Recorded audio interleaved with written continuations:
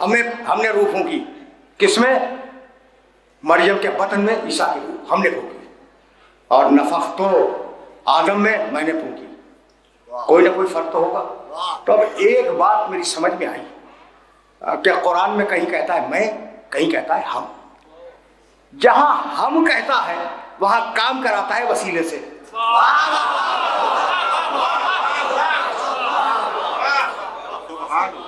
जहां हम कहता है वहां काम कराता है वसीले से, और जहां मैं कहता है वहां बराह रास्त काम करता है। हमने रूह फूंकी मरियम में, खुद नहीं फूंकी थी, जिब्रील के वसीले से फूंकवाई। बात तो वादे हो गई ना कि जिब्रील के वसीले से मरियम में और बशरन सविया, हमने मरियम के पास रूहुल कुदस यानी जिब्रील को भेजा। वो पैकरे इंसानी में आया और पैकरे इंसानी में आने के बाद उसने आवाज दी कि मैं तुम्हारे रब का रसूल हूं और तुम्हें एक पाकीज़ा बच्चे की खुशखबरी सुनाने आया हूं।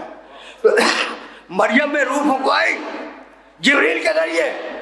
जहां वसीले के जरिए काम करे वहां हम, और जहां खुद काम करे वहां मैं।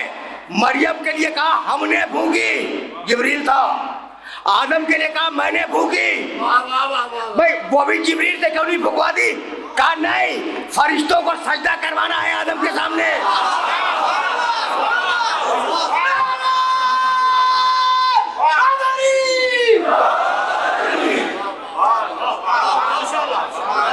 फरिश्तों को सजदा करवाना है आदम के सामने। तो अगर जिब्रील से कहता कि फूंक दो, जिब्रील कहते मैं नहीं, तो फूंक के जिंदा किया इसे।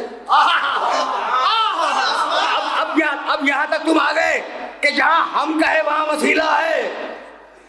तवज्जो रखना, जहां हम कहे वहां वसीला है, जहां मैं कहे वहां बराह रास्त है। तय हो गई बात। भाई इब्राहिम को मिनजनीक के चक्करों से आग की तरफ फेंका गया। क्या कमाल की बात है। ये मैं और हम अगर समझ में आ गया तो मुझे आगे जाने में बड़ी आसानी हो जाएगी। तुम जानते हो ना कि इब्राहिम अलैहिस्सलाम को मिनजनीक में रखा गया और मिनजनीक में रखने के बाद चक्कर दिए गए। जब चक्कर दिया जा रहा था, अब ये तारीफ है, कुरान नहीं है, जब चक्कर दिया जा रहा था तो एक मरतबा जिब्रील आए। देखो इब्राहिम मुतमईन बैठे हैं मिनजनीक के चक्करों में।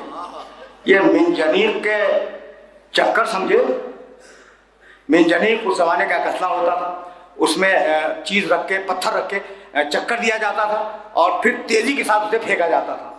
जितना तेज चक्कर होगा उतनी तेज चीज जाएगी। समझ में आ गई ना बात? तो अब मिनजनीक तो आज